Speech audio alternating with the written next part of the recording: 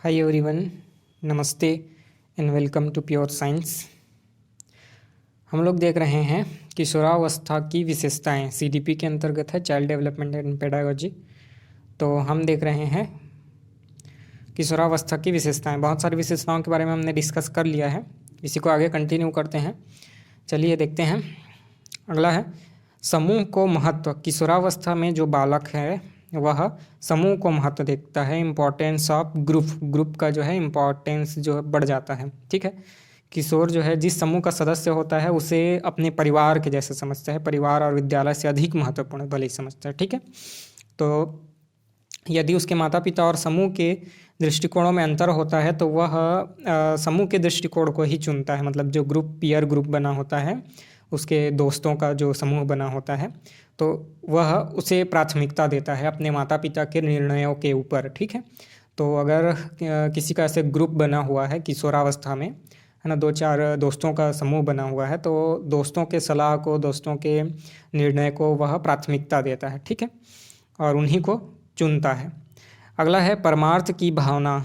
इस अवस्था में जो किशोरावस्था होता है, इसमें बच्चों में परमार्थ की भावना आ जाती है ना। किशोरों में परमार्थ की भावना आती है। शैशवावस्था की स्वार्थ भावना किशोरावस्था में परमार्थ भावना में बदल जाती है। ठीक है, मतलब दूसरों के को, है ना, उनकी सहायता करना, उनका हेल्प करना, उनको है ना, दूसरों के ऊपर उपकार करना, इस वाले भाव में प्रेरित होते हैं बच्चे। ठीक है, तो जो शैशवावस्था की स्वार्थ वाली भावना रहती है वह बदल करके परमार्थ वाली भावना में परिवर्तित हो जाती है। ठीक है, दूसरों का जो है भलाई करने में रुचि लेने लगते हैं। ठीक है, तो इस समय किशोर त्याग और बलिदान की भावना में प्रबल दिखाई देती है। किशोरों में त्याग और बलिदान की भावना जो है प्रबल हो जाती है। ठीक है, वह देश और समाज के लिए कुछ करना चाहते हैं, अपना नाम बनाना चाहते हैं। ठीक है, और दूसरों का भलाई करना चाहते हैं, समाज में परिवर्तन लाना चाहते हैं। ठीक है, तो इसके लिए अपने प्राणों को त्यागने को भी वह संकोच नहीं करते हैं। ठीक है, तो जो किशोरावस्था होते हैं, किशोरावस्था में जो बच्चे होते हैं, उनमें प्रबल जो है देश सेवा, परमार्थ की भावना, है ना, समाज सेवा की भावना जो है प्रबल होती है। ठीक है, अगला है आत्मसम्मान की भावना, है ना, सेल्फ रेस्पेक्ट की भावना जो है उनमें प्रेरित होती है। बहुत अधिक सेल्फ रेस्पेक्ट की भावना प्रेरित हो जाती है किशोरों और किशोरियों में।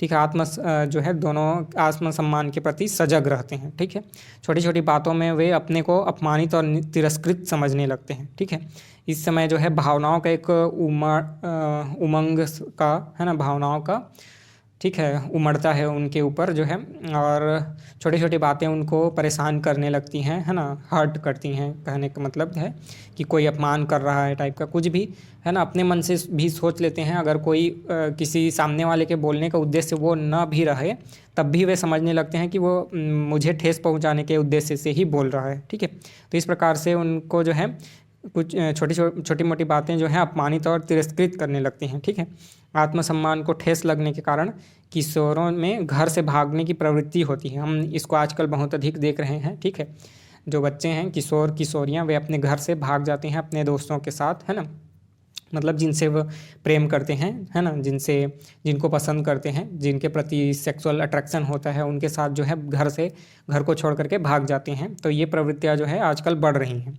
ठीक है, ये आत्मसम्मान का ही एक कारण है। आत्मसम्मान की भावना उनमें ज़्यादा होती है, और अगर उनके माता पिता या और समाज के लोग जो है उसको सम्मान नहीं देते तो वे घर छोड़ करके भी भाग जाते हैं। ठीक है, इसके अलावा है अगला रिलीजियस फीलिंग्स, मतलब धार्मिक भावनाएं, है ना, उनमें प्रकट होती हैं, प्रबल होती हैं। ठीक है, किशोरावस्था में धार्मिक भावना बड़ी प्रबलता से विकसित होती है। वह अपनी सफलता या असफलता का कारण जो है ईश्वर को, है ना, ईश्वर की मर्जी को मानने लगते हैं। ठीक है, भगवान जो है, भगवान ने ऐसा किया तो ऐसा हुआ, इस प्रकार से उनका जो है विचार रहता है। ठीक है, ऐसा अधिकतर देखा जाता है कि वे पूजा पाठ में अधिकतर, है ना, लगे रहते हैं। किशोर किशोरियाँ जो हैं परीक्षा में जाने के पूर्व जो है धार्मिक कृत्य करते हैं, मंदिर जाते हैं, है ना, चंदन टीका हो गया लगा लेते हैं, हाथ में रक्षा सूत्र बांध लिए, पूजा कर लिए, अगरबत्ती घुमा दिए, है ना, सिंदूर तिलक लगा दिए, इस प्रकार के जो है बिहेवियर ज़्यादा करने लगते हैं किशोर किशोरियाँ। ठीक है, और ख़ासकर परीक्षा में जाने के पूर्व। ठीक है, क्योंकि वह अपनी सफलता के लिए भगवान से प्रार्थना करते हैं, या जब भी असफल हो जाते हैं तो भगवान को दोष देते हैं। ठीक है, तो ये धार्मिक भावना जो है किशोरों में अधिक प्रबल हो जाती है।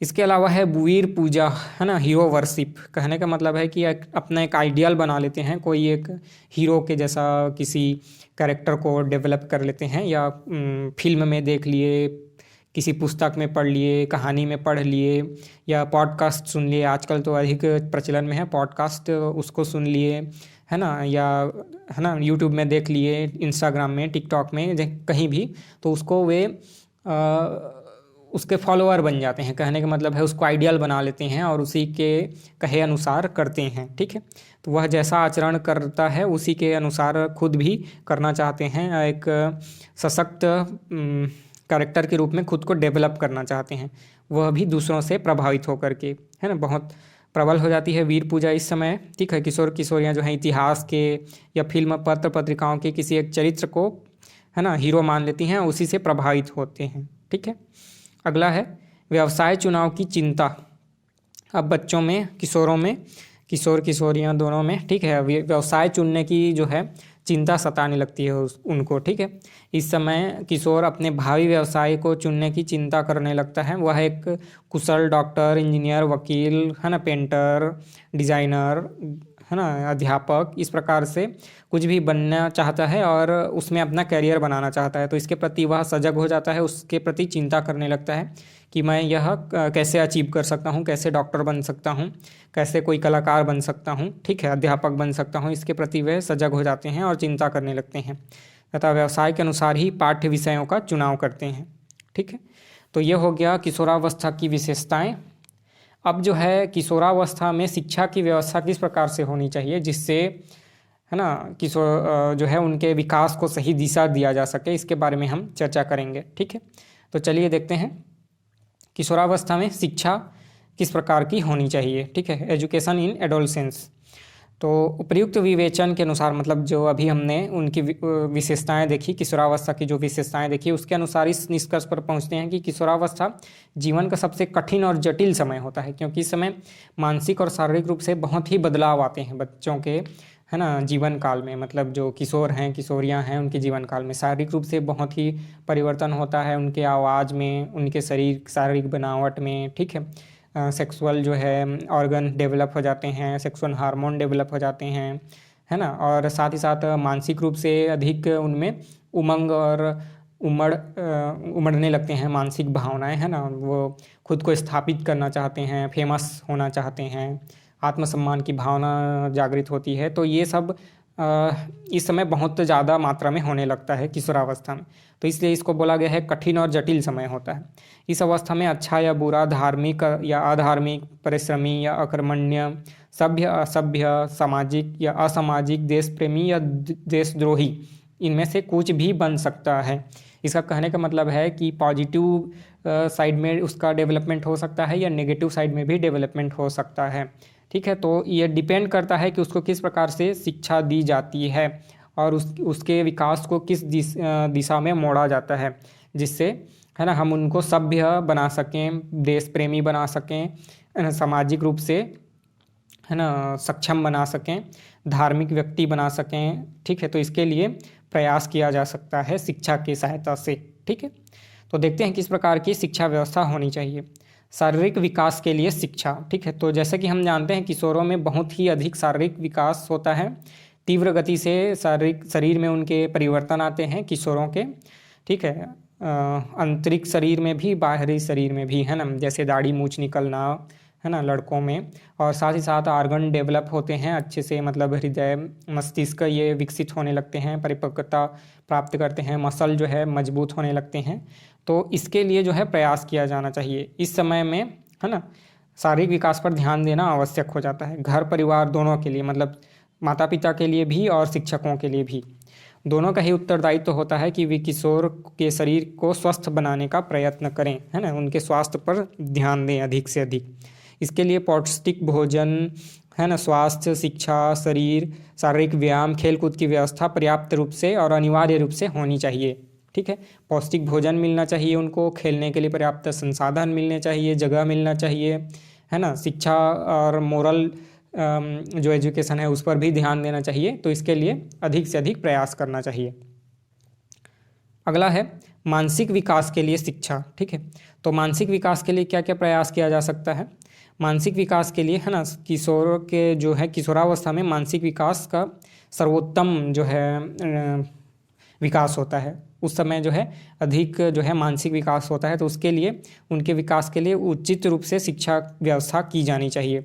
उनके रुचियों, रुझानों, दृष्टिकोणों एवं योग्यताओं के अनुरूप होना चाहिए शिक्षा का जो है ना पैटर्न है या पाठ्यक्रम है, वह जो है इन सभी बातों को विकसित करने के लिए होना चाहिए। उसके मानसिक विकास को एक दृढ़ता प्रदान करने के लिए, शारीरिक रूप से सक्षम बनाने के लिए भी, है ना, उन शिक्षा व्यवस्था में व्यवस्था की जानी चाहिए।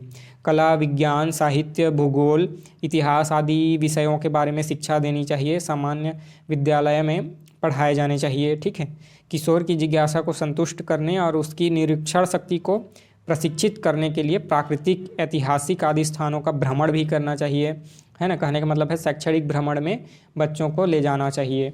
ठीक है, इसके अलावा खेल के लिए प्रयास करना चाहिए। कविता, कहानी, नाटक, उपन्यास लेखन, वाद विवाद प्रतियोगिता, है ना, साहित्यिक जो पाठ्य सहगामी क्रियाएं हैं, इनका ज़्यादा से ज़्यादा आयोजन किया जाना चाहिए और उनके विकास को एक सही दिशा दी जानी चाहिए। ठीक है, अगला है संवेगात्मक विकास के लिए। तो संवेगात्मक विकास के लिए शिक्षा किस प्रकार से की जानी चाहिए? उसके लिए है, किशोर का जीवन जो है अत्यधिक संवेगात्मक होता है। मतलब वो इमोशनली जो है बहुत ही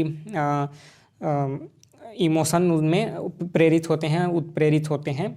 किशोरावस्था में बहुत ज़्यादा इमोशनल चेंजेस आते हैं, है ना, एकदम पीक पर होता है। मतलब कभी दुखी, कभी सुखी, कभी एकदम, है ना, बोरिंग महसूस करने लगते हैं, कभी एकदम एक्साइटेड हो जाते हैं। तो इमोशनल जो है चेंजेस बहुत आते हैं। ठीक है, तो इसके लिए व्यवस्था की जानी चाहिए, शिक्षा व्यवस्था सही ढंग से। क्या किया जा सकता है? तो माता पिता तथा अभिभावकों को चाहिए कि उनके उत्साह पर ध्यान देना चाहिए, उनका हौसला अफजाई करना चाहिए। मतलब, है ना, उनका जो है उनको प्रेरित करना चाहिए अच्छे काम करने के लिए और अपने लक्ष्य को प्राप्त करने के लिए। ठीक है, निराशा और उदासीनता की स्थिति में उनके साथ स्नेहपूर्ण, प्रेमपूर्ण व्यवहार करना चाहिए, सहानुभूति रखना चाहिए। ठीक है, सही दिशा निर्देशन देना चाहिए, सही उनका पथ प्रदर्शन करना चाहिए। है ना, ज़्यादा दुखी हों तो उस समय बैठ करके आराम से बात किया जाना चाहिए, उससे उसके दुखी होने का कारण जानना चाहिए और उसको सॉल्व करने का प्रयास करना चाहिए। ठीक है, तो सही एजुकेशन, सही दिशा दिखा करके उनको सही मार्ग पर लाया जा सकता है। अगर किसी गलत रास्ते पर अगर आगे बढ़ भी रहे हैं तब भी, ठीक है, उसको ठीक किया जा सकता है। अगला है व्यक्तिगत भिन्नताओं के अनुसार शिक्षा। ठीक है, तो हम जानते हैं कि प्रत्येक बालक या बालिका जो है अलग अलग उनमें भिन्नता होती है। व्यक्तिगत रूप से उनके मानसिक स्तर पर भी भिन्नता हो सकती है, शारीरिक स्तर पर भी भिन्नता हो सकती है। ठीक है, किसी का रंग गोरा है, किसी का काला है, किसी का सांवला है, किसी का हाइट छोटा है, किसी का बड़ा है ना। शारीरिक रूप से कोई कमज़ोर है, कोई बलवान है ना। बुद्धि के रूप पर भी कोई मंद बुद्धि है, कोई तीव्र बुद्धि वाला है, कोई औसत है ना। अलग अलग ढंग से हैं। तो उन सभी के लिए उचित शिक्षण सामग्री और उचित शिक्षा व्यवस्था का प्रयोग किया जाना चाहिए। ठीक है, अतः विद्यालय में विभिन्न पाठ्यक्रम की व्यवस्था की जानी चाहिए जो संपूर्ण सर्वांगीण विकास के लिए आवश्यक हो। ठीक है, जिससे कि किशोरों की व्यक्तिगत आवश्यकताओं को पूरा किया जा सके। माध्यमिक शिक्षा आयोग के प्रतिवेदन में कहा भी गया है। ठीक है, माध्यमिक शिक्षा आयोग के प्रतिवेदन में क्या कहा गया है कि हमारे माध्यमिक विद्यालयों के छात्रों की विभिन्न प्रवृत्तियों, रुचियों और योग्यताओं को पूर्ण करने के लिए विभिन्न शैक्षिक कार्यक्रमों की व्यवस्था करनी चाहिए। ठीक है, ध्यान दीजिएगा, माध्यमिक विद्यालय के जो प्रतिवेदन है, माध्यमिक शिक्षा आयोग का जो प्रतिवेदन है, उसमें कहा गया है कि माध्यमिक विद्यालयों के छात्रों की विभिन्न प्रवृत्तियों, रुचियों और योग्यताओं को पूर्ण करने के लिए शैक्षिक कार्यक्रमों की व्यवस्था करनी चाहिए। ठीक है, तो ये सब हो गया इतना। अब आगे के जो हैं इसको हम नेक्स्ट क्लास में देखेंगे। ठीक है, तो इसमें अगर आपको कोई डाउट हो तो आप कमेंट करके पूछ सकते हैं, नहीं तो हम मिलेंगे अगले वीडियो में। तब तक के लिए नमस्ते, थैंक यू।